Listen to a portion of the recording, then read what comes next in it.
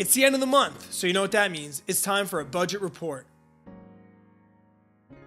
Hey, what's up guys? Welcome back. My name is Brad. I make videos with tips and motivation on how to get out of debt, how to stay positive, and how to live an overall more happy, fulfilling life. If that sounds like something that might make your life better, please consider subscribing. Hit that bell notification so you get told every time I release a video or go live. It's the end of January. It is time for a budget report. And for those of you that have been around since the beginning of the month, know that when I started my budget in January, things did not look good. I was looking to be over budget by over $400, and I had to make some changes.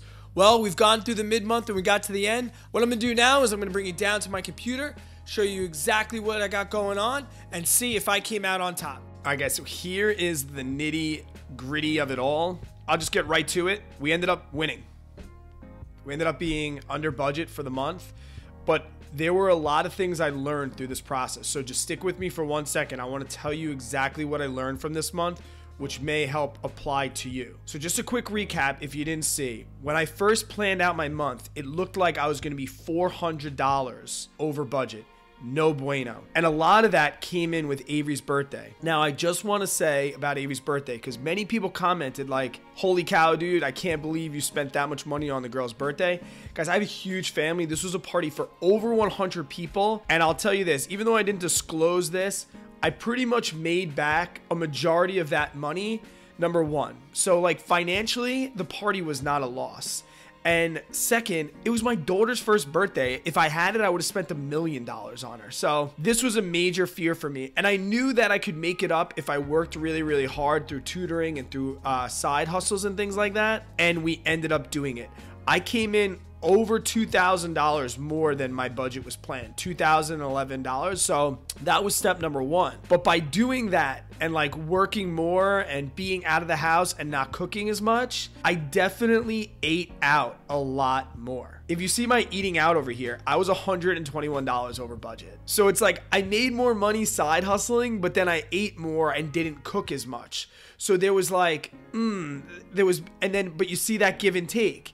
So groceries, I won by $70. I didn't spend $70 on groceries, but I ate out. So like you can kind of put those two together. Like don't tend to micromanage things so much, because if I take that 120 and I minus the 70, my food was still over, but not too bad. Now, if my groceries were through the roof and I was eating out, then I would just be like slapping myself around and be like, come on, Brad, what are you doing here?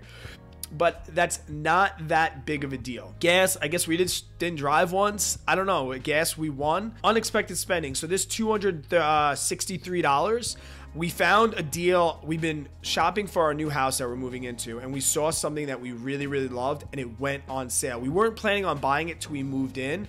It's part of the sinking fund that we have for our new house down here, which you see that sinking fund decreased from the beginning of the month because we used money from our sinking fund to go into here. And it was still unexpected, so we still factored it in, but that's why that's over. So our unexpected spending was actually pretty good because this negative that we got came from this sinking fund. It went on sale. We actually ended up winning on that. We'd picked it out. We had budgeted for it, but we just weren't planning on buying it till February. Heating bill, it's just one of those things. We predicted 100. It's just cold in the Northeast right now. It's just last month we just got kicked, you know, when it comes to that. And a little bit of my heat is also electric. I talked about this eating out, and water just went up last month. I guess we just used a little bit more water, or it just adjusted. Everything else was pretty accurate. But I think the major takeaways from this are, you know, number one, in the beginning of the month, I thought I was going to be in trouble, but I knew that I could work hard, and I had to. You know, I had to boost my income, right? That's how we get out of debt. I had to boost my income. So I did that. And then I learned lessons about if I'm gonna work more, I need to really focus on meal prepping and bring food to my tutorings, bring food to the brewery when I'm working, because that eating out is really gonna suffer. Ideally, I would have loved if this grocery would have been right where I wanted it to be at 600 and eating out be a little less. It just didn't work out that way this time. And hey, I learned from it. This spreadsheet, guys, just real quick, I will show you if I just move over here, all the stuff I do. Here's all my spending. I pretty much input everything, and then I categorize all these. If we see this drop-down menu, this drop-down menu is everything that's over here. People ask me all the time about this, and last month I Did a full video on how you can do it. I'm gonna link it below. It's down in the comments. If you wanna make this and see how I do colors, and everything's auto-populated for me. So I don't have to worry about anything. All I have to do is input my spending. I go to my bank, I put the date in, put daycare in, put the date in, then I just drop it down. After I drop down the menu, it brings it over here, sums it up, auto-populates the colors, brings everything over to here. So if you want to know how to do that, guys, just look in the description below. I'll tell you for free. Let me know in the comments below how you did this month. Are you budgeting? Is this your first month, your 100th month? Let me know. Let's start a conversation down below. Until I see you on the next one, please stay positive, work really, really hard, and be kind to others. I hope you have a wonderful, easy day.